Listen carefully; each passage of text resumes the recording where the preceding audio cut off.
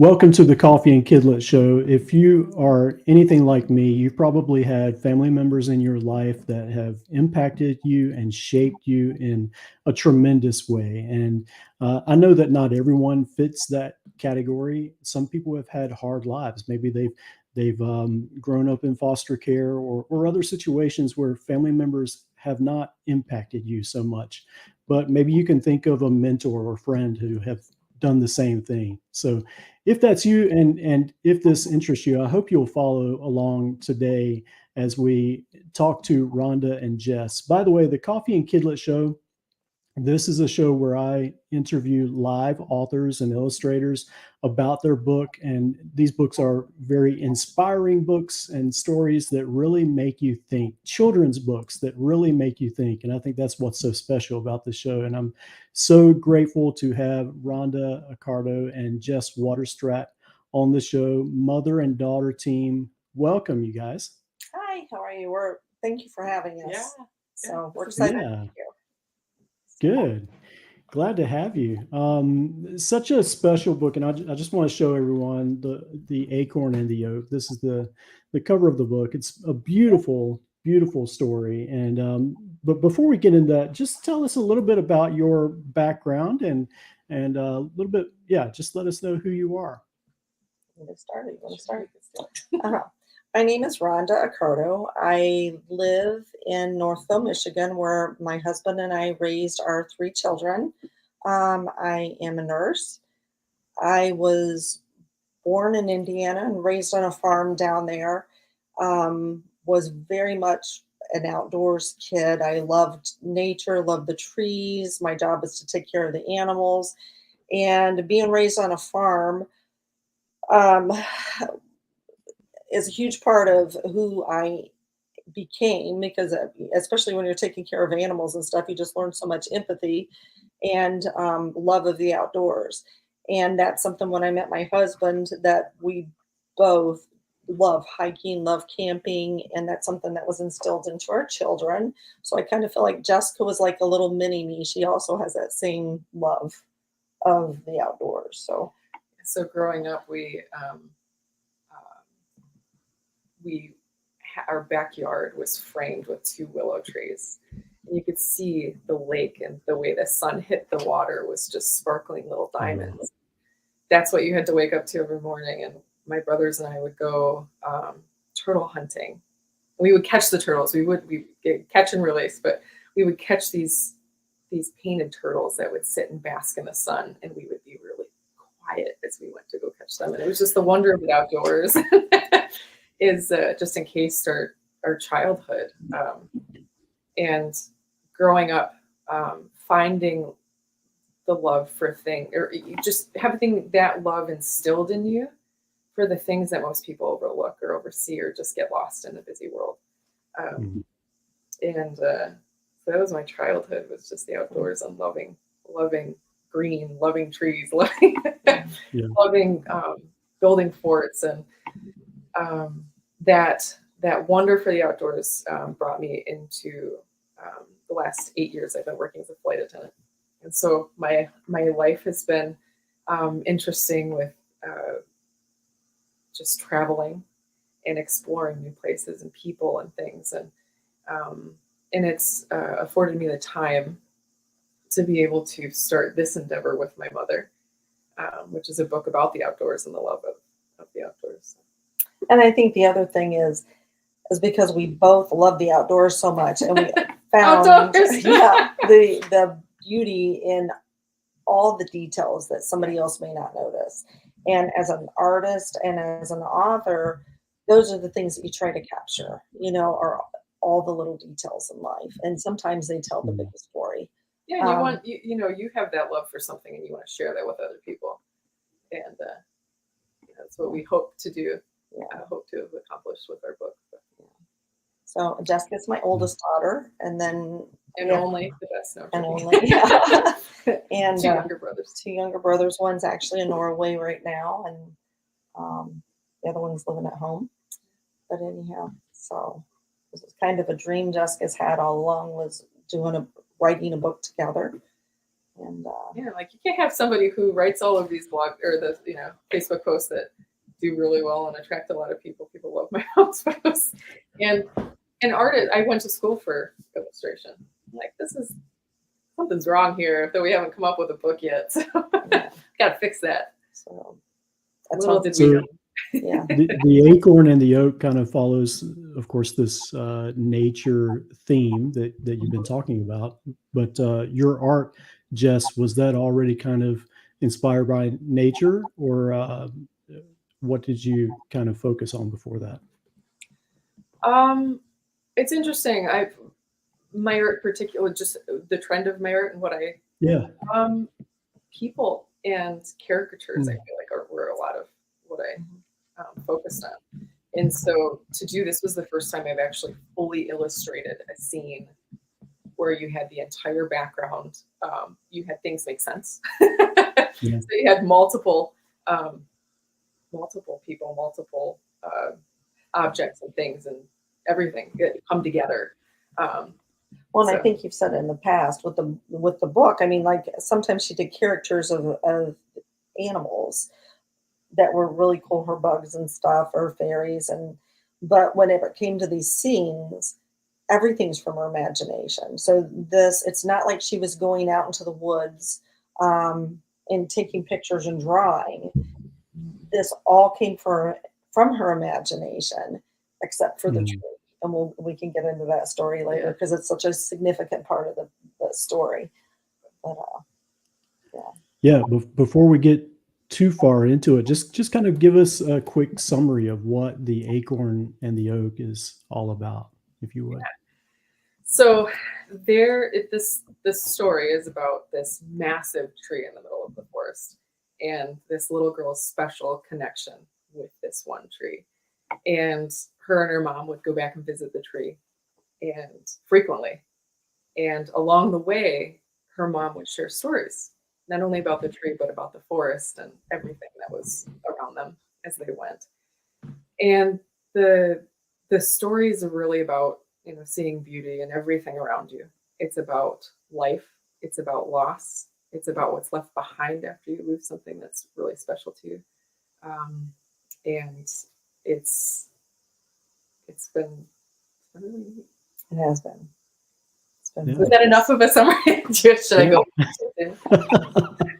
No, that's wonderful, and like I said, it's a beautiful story. I think, Rhonda, the way you wrote it, it's just so poetic, and then the artwork just really brings it to life in such an amazing way, and you can tell that you have a strong bond because the manuscript and the art really blend together so nicely. So, yeah, just really well done on that part. So what inspired your book, and why did it push you to publish it? So what inspired the book? I'm a nurse, and I'm at work at 8:20 at night, and my cousins called me to see if I could write something for their mother's funeral, which was the next day at 1 o'clock, 8 hours south of here. And so Oh, when I got in that night, and actually it was the next morning, I got up and wrote the story of the acorn and the oak. And I wrote it because oak trees are known for their beauty and their strength.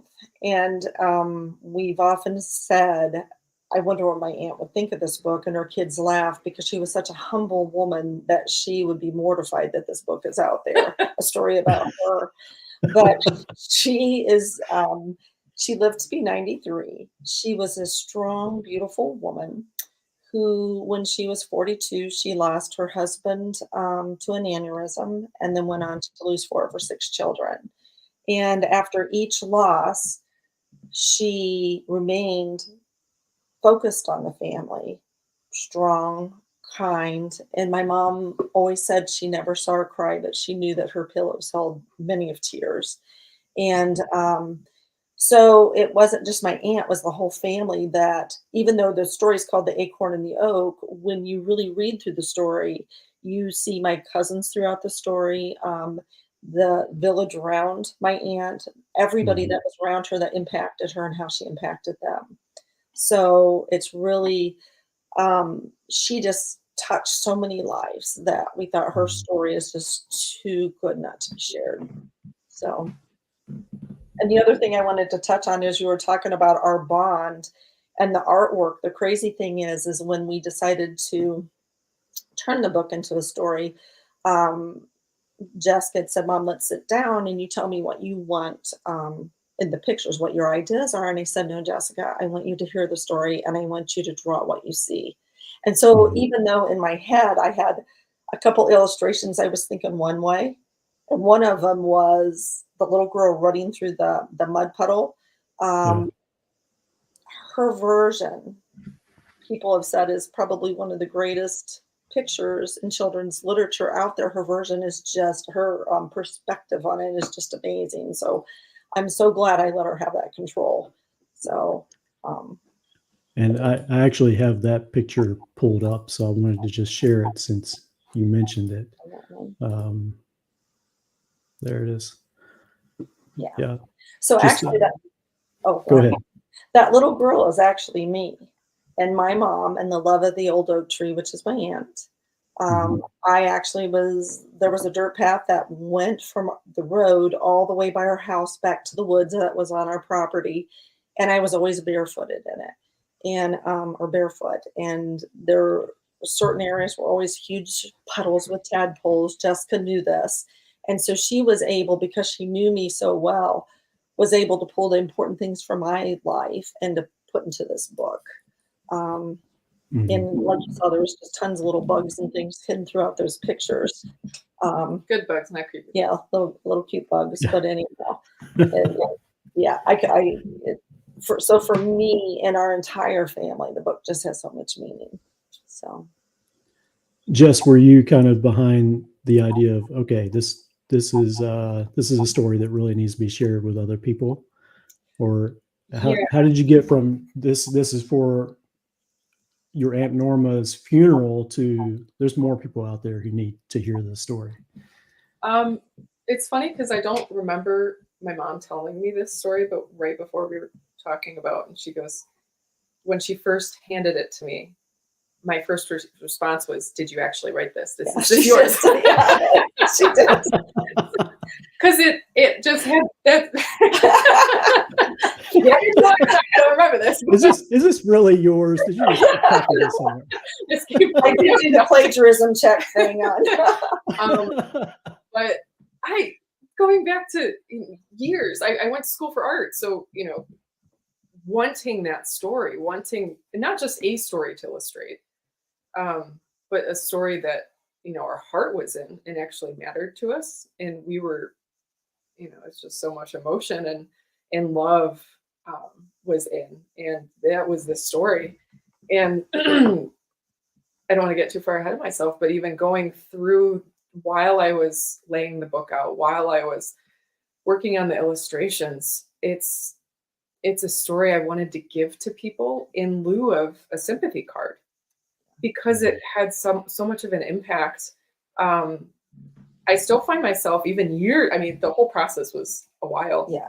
And I still find myself crying every once in a while when I'm explaining the story to people. That's the type of story you want to be involved in. And that's what this was. So yeah, that's good. Well, we have lots more questions to cover about the journey of writing this story and what it means to the two of you. But before we get there, I just want to mention that I do have a link to the book in the description for anyone who is interested in looking at it a little deeper. But we have a lightning round, and I like to do this with my authors that I have on the show. These are questions that I did not give you previously. Oh, no. Those were hard enough. just for a little fun. So it is the Coffee and Kidlit Show. Do you both drink coffee? Yeah, right here. Oops. What do you like in your coffee? I like chocolate stevia drops is what I put in my black coffee. This is actually tea. I don't want to. But when I'm drinking coffee, I like to drink have homemade whipped cream on the top. Yeah. Okay. I don't drink it that often. I had this picture up just a minute ago, and the next question is, how many tadpoles are there? Oh no. Oh no. Oh my gosh. Can we guess? look? Yeah. This is a question you have in the back of the book, right? That Yeah, kids it are supposed to is. go back and Yeah. I want to say 9. Oh, that's awful. I want to say 16, but I don't know. I guess we need to play the game at the back of the book, a little search and find. Yeah, yeah. Well, I gotta say, I haven't counted them myself, so I don't know what the right answer is. That's But funny. just wanted to test you. All right. Um, No, I'm stressed out. what Next, we're ready. what was your favorite children's book as a kid? And you can both answer this. Velveteen Rabbit. Yeah.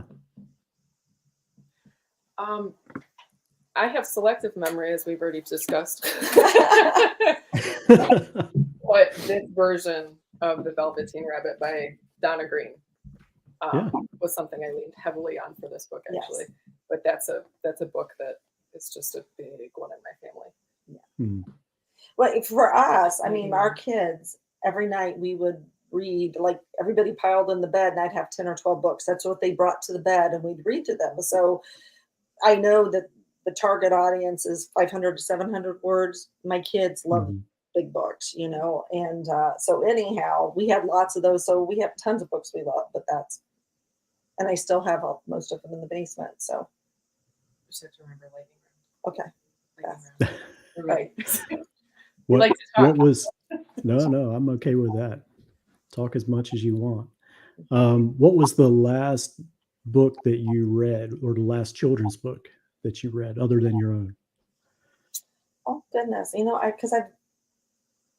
you're gonna put me on the spot here because I've actually tough questions. It was Ollie the Squirrel.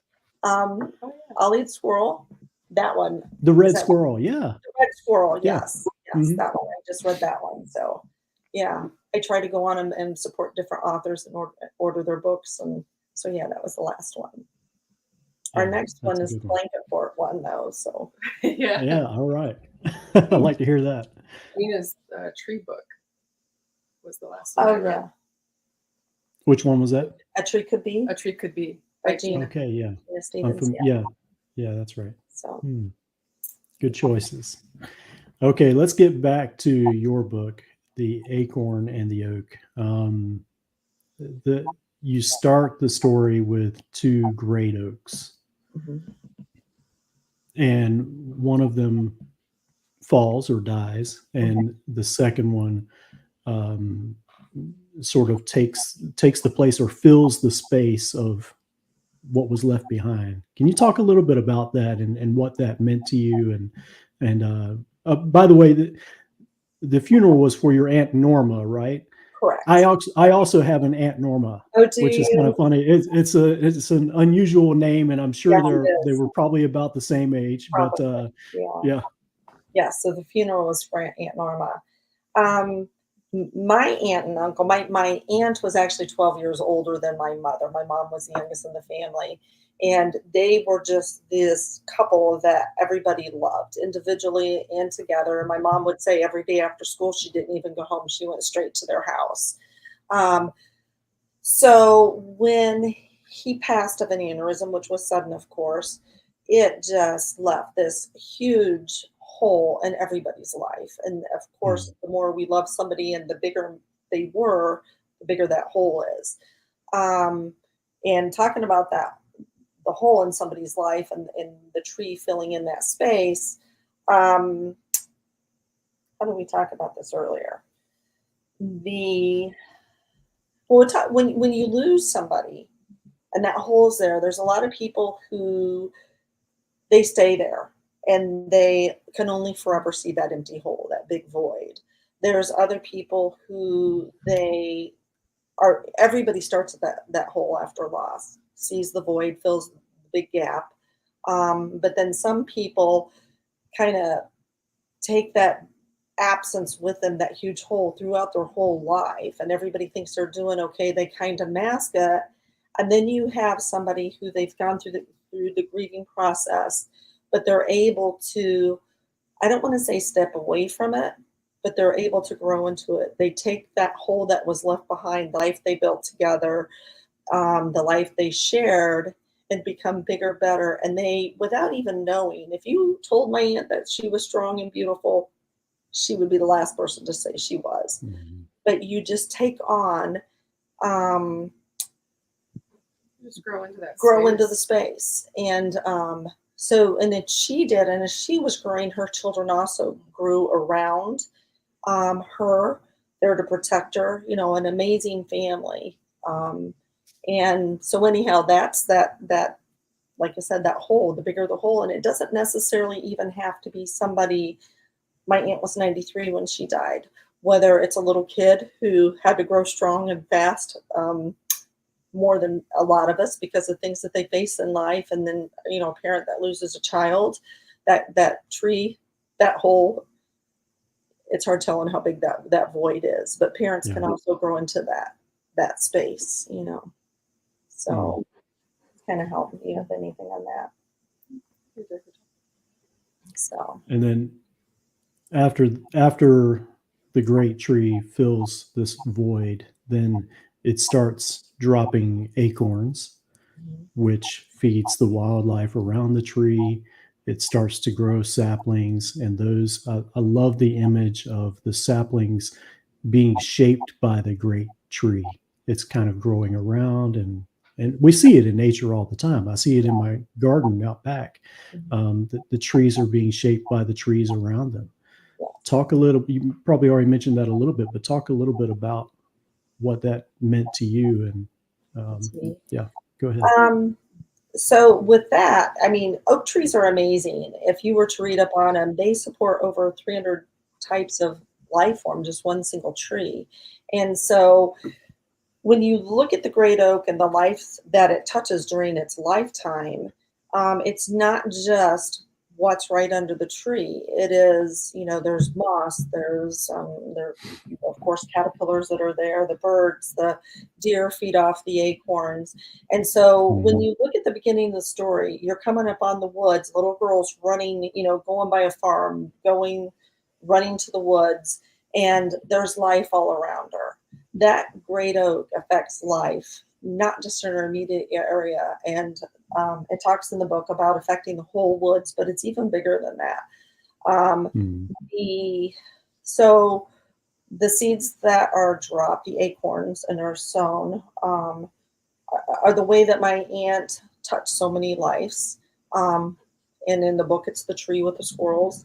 The acorns then take root and grow, the ones that the squirrels didn't get, and they're symbolic of my cousins and their children and their great-grandchildren as they grow into seedlings and then saplings and young trees.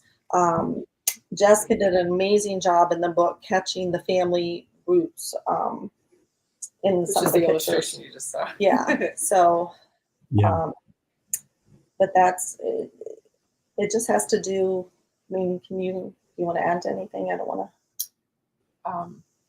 No, I just was going to talk about how interconnected the forest is, and how sometimes, even in the forest, you can see how, you know, if you ever get a chance to read or listen to The Hidden Life of Trees by Peter Wohlleben, it discusses the scientific processes that happen between the trees, and how when one tree is not getting the nutrients or the supplies that it needs, the other trees will actually transfer supplies to that, either via roots or via, you know, the little tiny bacteria. It's insane, the interconnectivity of a forest, and how much everything's connected and how much everything's a family. So,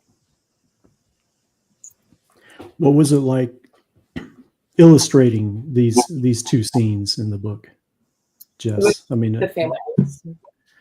Yeah, like the not all, well, you've got the picture of the great oak, the first great oak dying, and the other one sort of taking that void, but also the saplings kind of growing up, and just talk to us about the process of how do I illustrate this, and yeah, what kind of went through your mind? Are there any thoughts about that? Yeah, I think especially for that one, it was more so with going back to the roots, it was Yeah. making sure that the roots were intermingled and trying to, you can't really tell whose roots are whose sometimes, Yeah. because it's all a family, you know, it's all interconnected. Yeah, I can see it now in this illustration, how they're kind of intertwined. And, you know, just the depth of the forest, I really kind of just wanted to get that, the feeling that I get when I stand on the edge of the woods and just take everything in. Mhm. That's kind of what was going through my mind when I was illustrating that one. And then the girl at the bottom of the tree, just the wonder of finding that perfect acorn and looking through. And I just, you know, I think all three of us growing up as kids, well, and then you as well, Yeah. the three, you know, siblings, but always had our pockets stuffed of rocks or acorns or.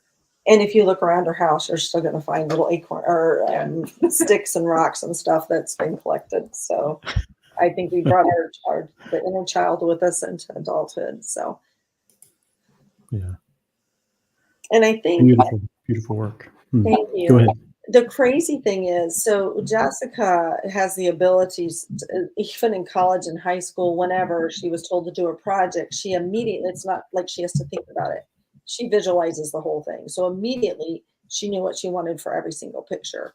And one of the cool things, what we didn't mention earlier, is it took a whole year after my aunt's funeral, and we told people we were going to make it into a book, to actually begin the book, because Jessica kept looking for this perfect tree. And I'm like, Jessica, you're an artist, just draw a tree. And everybody keeps saying this must have been like the most wonderful mother-daughter experience. If we'd been married, it could have been a divorce in there at some point, because it got I'm like, it's a year later, you know, and we would drive on country roads. We went to parks. She literally found a tree that she thought she liked by a train track. But I kind of busy intersection. Yeah. We're looking for the perfect little girl. And I don't know why. We just needed a girl with a certain personality, you know, that you could just see her personality in the pictures. And it was, I want to say it was like a year later. And I pull into a Barnes and Noble parking lot that's next to a Kroger. And I sit there and cry and think this book is never going to happen, because Jessica is never going to find this tree to draw. And I sit and cry. And when I'm done crying and I go to get out of the car and I open the door, there on the ground in this parking lot with no oak trees in sight was this tiny little acorn. And we knew then that the book was meant to be. And it was within a few days of that my cousin calls and said, "Are you guys waiting for a tree?" And you at this point, we were getting desperate. And my mom had posted on Facebook, if anybody has a tree, we'll fly to go see we'll fly to see your tree. And everybody showed us trees. And the cousin who, for my mom's cousin, one of the two remaining children who this book was for, calls us and says, "I think I found your tree." Yeah. So I go to Indiana. We get on 4-wheelers. We drive through hills, across river bottoms, at the edge of a forest. Yeah. I mean, at the edge of the woods is this monstrous bur oak. It's literally 27 feet around. And I take pictures. And the crazy thing, I'll have to send you a picture, is if I just show you the picture of the tree, it doesn't look that impressive. But I had to move halfway back out into a field to get a picture of it. And you see my cousin collecting acorns by it, and she looks like a tiny dot there. And and to put that into perspective, the two largest known bur oaks in the nation are measured at 25 feet around. Yeah. And this is actually 27 and a half. Yeah. This thing wow.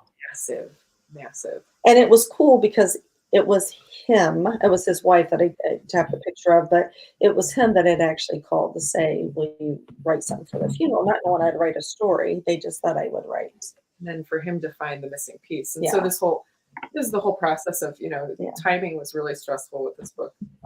For both of us, it took a lot longer than we would have liked. Yeah. And years. And it seems like every year was almost answered in why it had taken so long. So why we had waited for this perfect tree. And then you walk up and you just stand under the magnificence of this mean, you look under this tree and you're looking up and it just looks like this wooden chandelier, Yes. massive, with the light filtering in and dappling on the wood, and it's just, the branches are trees themselves, just Yes. coming off of this, and it's the acorns of fir oak are this big. Yeah.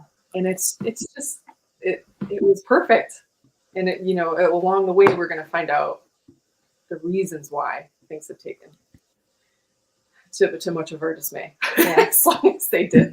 But How has this been, I guess, accepted by the family? I'm sure they're elated by it, but your extended family, cousins, aunts, uncles, your own kids.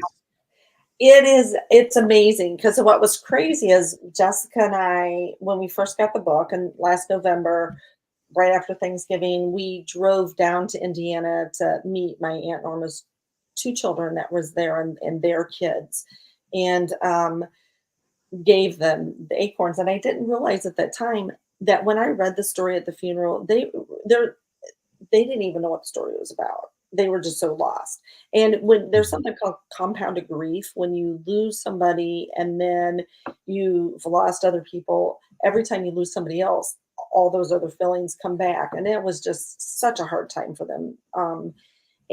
But when they read it then, it really, really, I remember Penny, the little baby in the picture, was saying that she just read it over and over and over and over again, because it is their life. I mean, they were the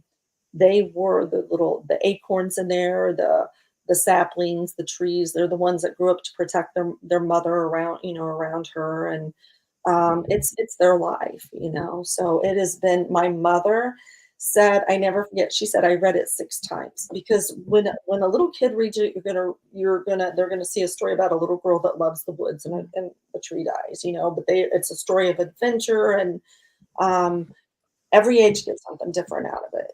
But my mom, she said, I read it 6 times, and she said, this isn't a story of loss, it's a story of hope. And so it's been cool.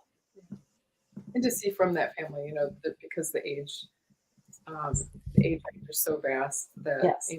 To hear back from each age group, not just kids, but all the way throughout the family, to hear back how each one of them received it, what they took away from it, was just really such a gift too. Yes. Yeah. Yeah. And yes, and that little girls that were around 12, they got the story, or the little kids that even weren't in the family, that might have ADHD, that had, we sell it with little magnifying glasses, because there's so much detail in the book that kids like to find it, that they sat for 3 hours Like searching at for 3 years old, come 3. back and look. Yeah. So, which is really cool. I mean, you want a book to, to apply to the different ages. and we knew with our family it would mean a lot. What we didn't know, we thought people might like the book. I wish people could hear all the stories that we hear back. I mean, Jessica and I will get together and they're like, oh my goodness, you got to hear what I was told today. The very first coffee shop, Jessica you can tell that story about the coffee shop. Well, I don't know how much I can share, but just with sharing it with different people who have lost people, and the way that these meetings with people who need the book, come into your life, and who have just lost a 2-year-old kid 2 years ago, or a mother, or to see how it's impacted them, and for us to spend so much time on something, to invest so much energy and emotion, for it to touch people's lives the way that it has been, like you said, or at least you hope that the family would, it's going to mean a lot to the family. But it was really a wild card. 1, for kids, 2, for just everybody else, and just the reception that we've gotten back is just, it's more than we could have really hoped for. Because we debated about putting the part of my aunt into the story, because it is a children's book, and it was very stressful. Sometimes waiting so long to get this book out there was deciding whether we put that in there. Well, the very first lady, and this is without who we took the book to, she said, at a coffee shop, she said she had lost her aunt. That was 93. They had lost 5 family members to COVID. And she said, this book is meant to be here and now. So the cool thing about it is because adults relate to it so much, they will buy it for a grandkid to see that it's a beautiful book. They love the illustrations, and then they read it. And then they're buying some for their friends who've lost a husband or their friends who have lost a child. One of the shops we had, the day after I took books in, a woman said, a woman walked into the store. She had lost her daughter 2 years ago, and she said this book helped her more than any book she's ever read. And so she bought 5 so each of her children could have a book. So we see people who come back to the website who've bought 5 books because, like Jessica said, in lieu of cards, it's got a lot more into it, so you can still write your own message in the book like a card, but give it. And it's just touch. It's a tool for families to work through loss, but it's a tool for families to see the importance to still find the beauty in life, hope, and to just connect Yeah. with the words. I mean, it's not a Yeah. story of doom and gloom either. no, it's not. It's No. just, and so anyhow, but that's been cool. It's just been the feedback we get has just been amazing. So I agree with you because yes, young kids aren't really going to see the meaning behind the story. They're going to see a story about trees, and it's a beautiful story, but it can be used as a conversation starter with kids about the loss that they're experiencing with a family member, maybe, or even maybe not even so much loss. Because I when I was kind of developing the questions for this show, and my immediate thoughts were about grief, but then I started looking a bit deeper and realized that it's not really a story about grief. It's just a story about how our family shapes us, yes, how our ancestors and parents and grandparents shape us into the people we are today. And I think that's, it's a depth that you certainly don't get from just reading the story. But it's a conversation that can be taken on by parents and grandparents. And we're going to get in a little bit more about that, because when a tree falls in the forest, that's a question we always ask: what does anybody hear it? But I want to talk a little bit about the ending of the story, because it's wintertime, and the mother and daughter go to the tree, and they realize that the great tree has fallen, and there's this huge gap. Talk to us about that gap, and what did that look like in your own family? And yeah, what's the importance of this? you want to answer any of that, or you want me to? What's your favorite? Okay. It's my family It's your too, family but too. So once again, and we kind of touched on that a little bit earlier, but that one thing that page, I think it's on that page where it talks about, how the trees surrounded like a village, surrounded that fallen tree like a village. My aunt had touched so many lives that even though that hole is enormous, the more you love somebody, the bigger they are in your life, the bigger that hole is. But when you look what all surrounded her, for her laying there, on that forest floor, I mean, think of it from the life she's touched and what a beautiful life she's led. But also is how the kids who, after she had lost her husband and there's an enormous hole in her life there, she kind of grew to fill that hole. My cousins, without realizing it now, they are, they're just loved and idolized by their children and grandchildren, and they're growing to fill that hole. And instead of always looking back and just seeing that empty hole in your life, they can now look back and see how full of life that big void was. And I think that's what we want people to look at. And my aunt loved life. She saw the beauty in it. And from her perspective there, looking around and seeing how beautiful life still is, it's. anything. Yeah, I think that's great. But I think also just to add, when, she was asked, aren't you sad? 'Cause she was always happy. She was always full of faith too. Faith was her driver. Mm.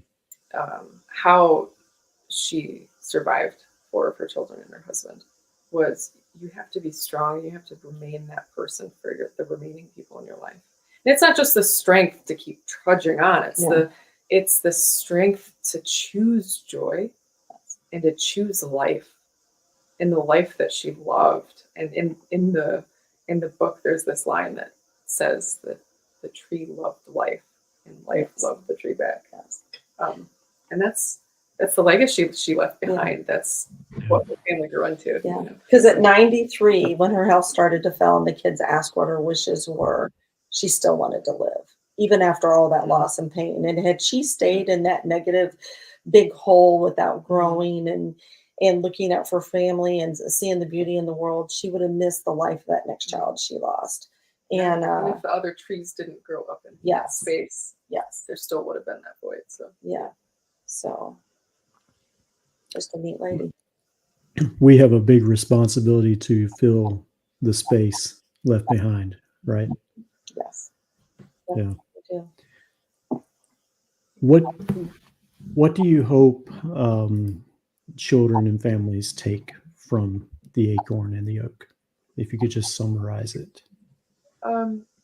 it's that there is something, that they're not left with nothing when they lose somebody. That there is something to hold on to, and that child or that loved one or that family, whoever it is, that friend, left behind so much more than can even be comprehended, really, because everything that they left behind. And it's of hope, it's of legacy, and just that, I don't know, it's hard to quantify with words. Well, and I think one of the big things, and we even offer like a little cinch bag with the magnifying glass in it so kids can look, they can get out into the world, a butterfly net, so they can discover the world, get out and make memories, make the memories, and I think that's one thing grandparents love with this book, because to them, they are that great oak in those grandchildren's life. And so for them, they can read that book to them and it'd be a little story that they share, an adventure story. But someday when they're gone, that book will have a different significance in their life, because they'll be able to maybe understand things that they actually shared the whole time with their grandparent. But it's about getting out, making memories, seeing the beauty in the world, finding hope. Finding peace too. Yes. Finding pieces of it. And I know it's one page we didn't talk on, but the very last page of that book, people will often ask what our favorite pages are, and that's so hard to say. And over the years, some of my favorites have changed, and it's the very last page of that book, where it's all 4 seasons kind of combined in there.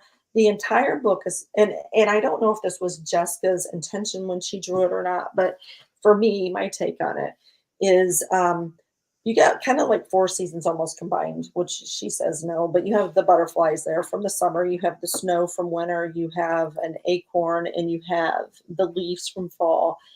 Everything has so much detail in the book until you see the 3 butterflies that are drawn almost spiritual. And so you look at the scene, and it's the scene of hope. I just love that page so much. It's one of my favorite ones. And it just, it kind of shows a circle of life. There's just tons of stuff that you could sit and look and find in that picture. But anyway, I don't know how I got off on that little tangent there, but that is probably one of my favorites. And what people will find is, hopefully when people read this, that acorn and oak trees for us will always have a huge significance in our lives. Me and my cousin almost have this contest of who has the most acorns and oak tree things that we buy or have that show up at special times. But like this little tiny acorn that I found on the date that, out in the parking lot, it just meant a lot to me. So you're hoping that people can look around and still find their loved ones in the world around them, whether it's an oak tree, an acorn, clouds, memories, build the memories. That's what the book's about. so that you know where to find your loved one when you need them the most. So I like that. Yeah, that's good.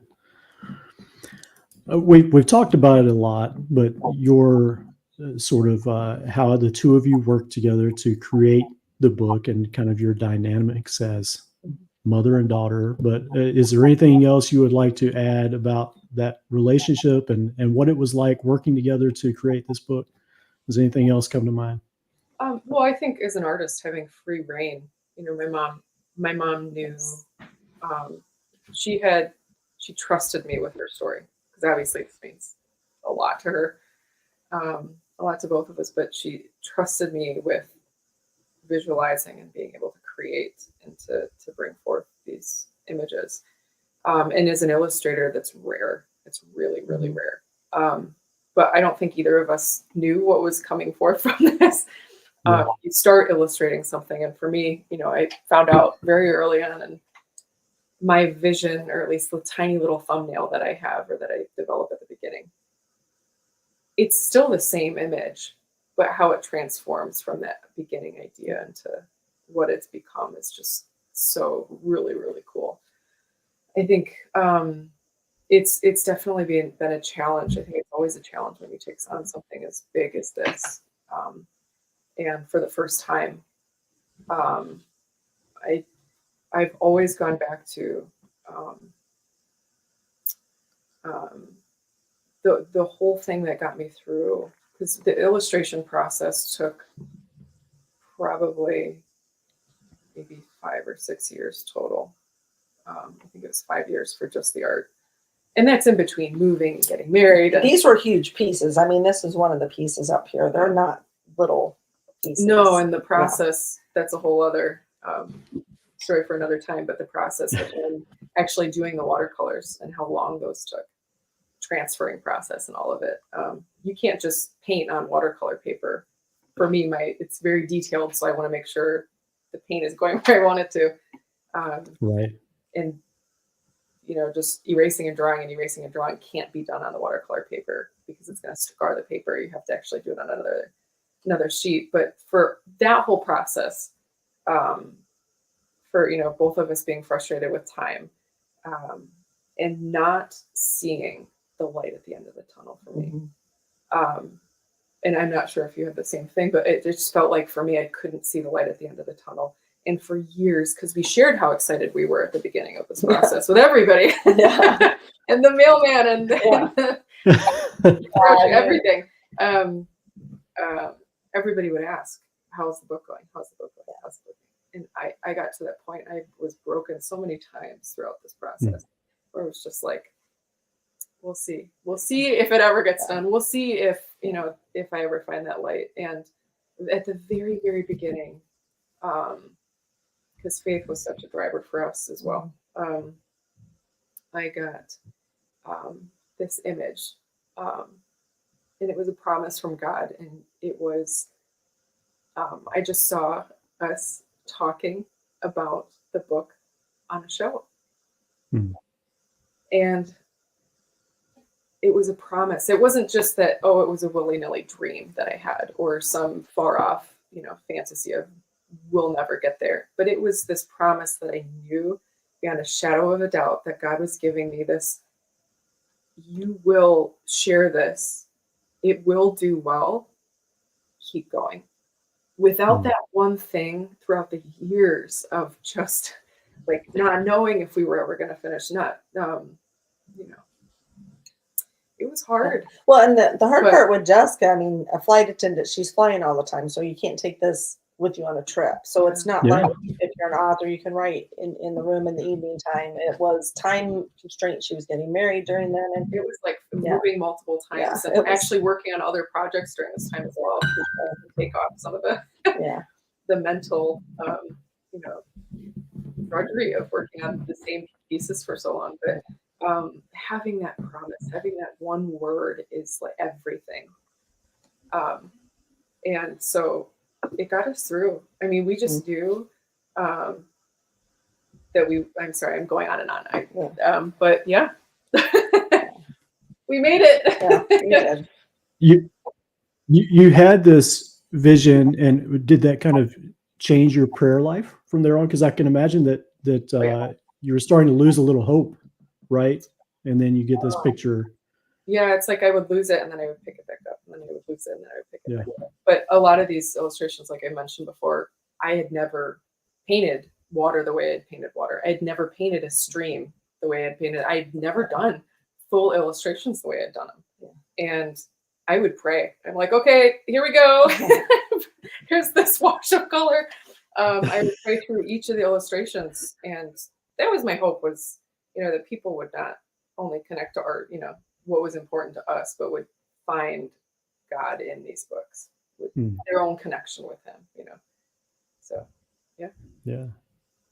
Well, I think it's important with loss, when you lose so much, to have hope. I don't know how people go through it without it, and I think that's one thing in the book that we really wanted to plant. And that's one thing on that last page that I think that was captivated so well, with those three little pencil drawn butterflies. I'll be honest, I thought it was accidentally unfinished. The butterfly. So I'm glad to hear that was on purpose, and I actually love that. It's but also the way the light shines through. It's not just this dark canopy in the forest. You have this light shining through, and I think that's really beautiful. Yeah. So what is next? Now, we did talk a little bit about before we started the show about how you've been marketing the book, and you talked about some of the creative ways that you've been marketing. Could you just kind of mention a little bit about that and what you found? Well, I can tell you two ways, and sometimes it's by accident. I mean, I watch so many YouTube, or maybe not so much YouTube videos, Facebook group from other authors who've been indie authors going through what we're going through.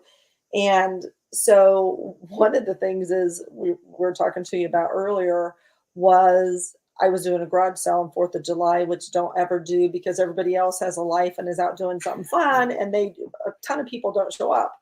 The crazy thing is, I would say every single person that did come, except for maybe 2 or 3, bought books, bought stuffed animals, bought the packages with a little cinch bag and magnifying glasses. And we did just as well as our garage sale as what we have done at events. So sometimes it's that out of the box thinking. The other thing is to always have books on you. I mean, I can't tell you the number of times, and it's hard because you don't want to leave them out in the car in the heat. So you have to have a bag by the door to take all the time.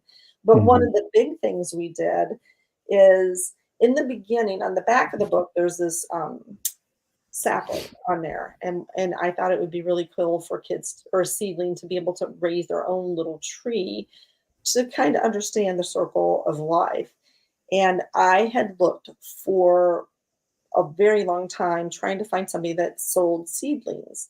And anyway, I went into stores. I had, local shop owners looking through their stuff, seeing if they could find something, and they couldn't. So one day on Facebook, the crazy thing is this little ad pops up for Seeds of Life. And I'm like, okay, I'm going to write them a message and ask them if I can get some of their little trees. And so I wrote them a message, and they didn't hear anything. And I thought, you know what, that's fine. I'll never hear from them. And it was like 3 weeks later, I get this phone call and from a woman, saying she's from the Magnolia Company, which is over Seeds of Life. And she said, I got your letter, read your letter. I know you want some of the trees, and that's awesome. We'll give you some trees, but we want your book. And I said, but you haven't seen the book yet. She said, we read your blog. And she said, we want the book. And so they've been ordering the trees, and it's doing really well. So to any author that's out there, you find your niche and you don't be afraid. It doesn't matter, because that wasn't my goal to begin with. But it's even if you go to a vendor show and you only sell 3 books, it's amazing. It's those days that you have the time that somebody walks up to your table, and then they're your next connection for somewhere else.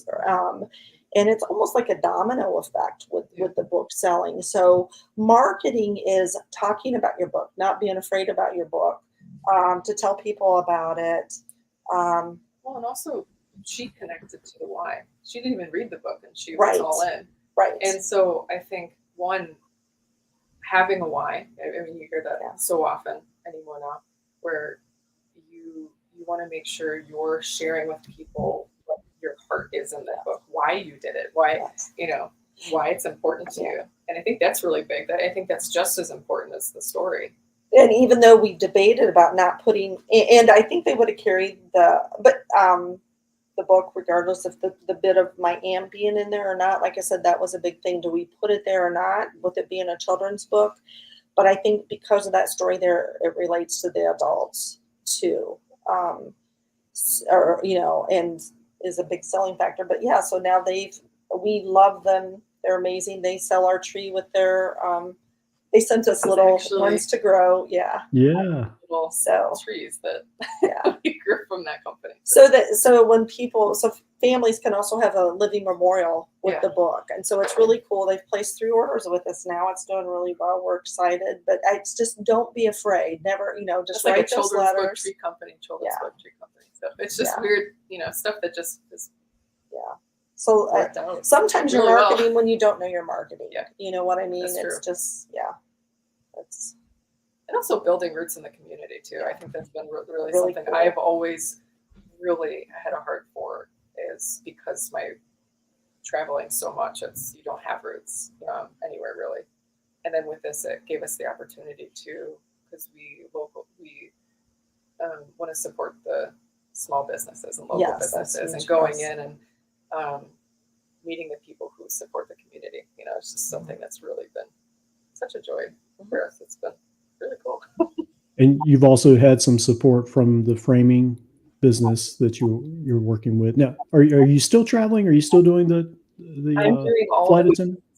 All the things. I never see her. This is like a rare treat. So So the story behind that, my mom had just walked in because she had just was trying to find a place to, for the sick.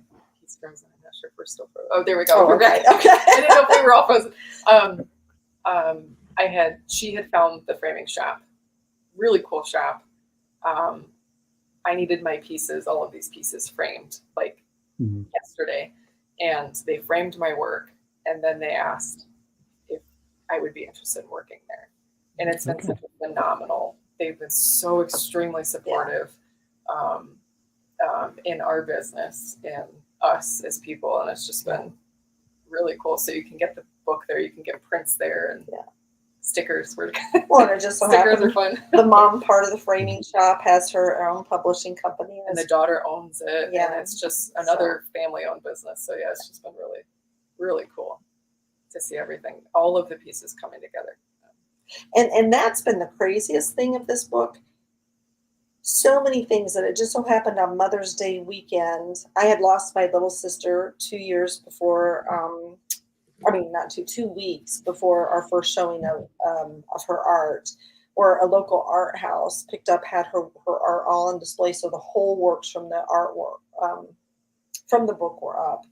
But it was on Mother's Day weekend. And I had my mom with me. The book is about me and my mom, and a love of an old oak tree. It was written by a mom and daughter, and it was about my cousins who had lost their mom, and so things like that just keep popping up in our life. They didn't have openings. This was like the opening that just somehow was available to us. Yeah, it kind of fell. Mm-hmm. And the framing shop that was able to pull off. Yeah. These pieces are not easy to frame, and they're huge, and there were 13 large pieces. And it's just, to see how everything has worked out for us and fallen into place, and been so sustained by, that promise at the beginning that it would. And just honestly, the crazy things that's happened with this book is that farm Jessica based off of, she put the dirt road there, which is actually kind of symbolic of the drive down to the town where my aunt lived, but it's from the farm that I was raised on. And like I said, I lost my little sister, her and the neighbor girls, we always hung out at this woods. I'd lost her 2 weeks prior to this event. And then a couple weeks after she died, they burnt the farmhouse down. So the only thing that's left standing from that farm are those woods. And so I called my best friend from next door and said, I'm going back, I'm going to the woods, and I want to see if there's a tree that's still in there. And it was a tree that I never told anybody about. It was kind of, even though us kids were down there all the time playing, and I go back into the woods, and here's this tree. The farmer who had lived there before us, and we lived there 50 some years, name was written in the tree when he was little. So I actually go into the woods, turn around, and I hadn't been there. My family had left the farm 31 years ago. There in the tree was his name, and it was from 1928, May of 1928. And it just, and it's like, here I had this tree that I loved as a little kid. I didn't even know if the tree still existed or if the writing would still show through or if it would be way up in the air. And so it was just this. And I stood there, and I had my little sister's son with me. And, you know, the farmer who had died, I had contacted his grandchildren because their father was now gone. They didn't know about the tree.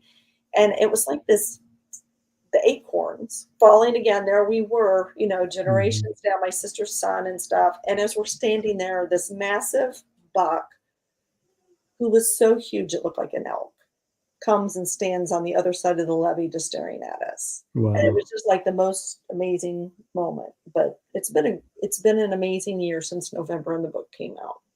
You know, it's been a great year. So Well, I've seen kind of your book. You know, we're in the same Facebook author groups for children's authors, and I've seen it come up now and then. And everyone who I have seen mention your book talks about how beautiful it is and how, you know, such great things they have to say about it. And I echo that, you know, after receiving your book and reading it myself. It really is a beautiful story and book. So I encourage anyone who's watching this to go and order the Acorn and the Oak. And the website, your website is in the description of this video. Are there any more books coming? Have you thought about writing more books? yes, I've actually already written one, and that's where it's at right now. Yeah, we've got a couple things in the pipeline. It's Jessica's been illustrating one that is amazing and that we're excited for, but she's keeping the whole thing kind of under. Okay, no secrets for us. Yeah. I learned my lesson the first time. It is cool. It is cool. I have to tell you, this book, honestly, because I am such a huge children's literature fan, I could see it being a classic. I don't need to hire a marketing team. My mom just doesn't and that's not because she's my daughter, but because I just love the world of imagination and children and their views in the world. And so stay posted with us. We do have some stuff. Absolutely. Yeah. We'll follow along. We're not putting a timeline on it, but it's coming. Well, for anyone who's watching this, next week I will have Christina Furnival back on the show. Last week I had her on for her book called Fear Not. Next week it'll be The Not So Friendly Friend, How to Set Boundaries for Healthy Relationships. So I hope you'll join me next week, next Tuesday at 9 a.m. Eastern Standard Time. Rhonda and Jess, it's been such a pleasure to have you on. I've really enjoyed hearing the story behind the story with you. And thanks again for coming. Thank you so much for having us. Goodbye. Bye-bye.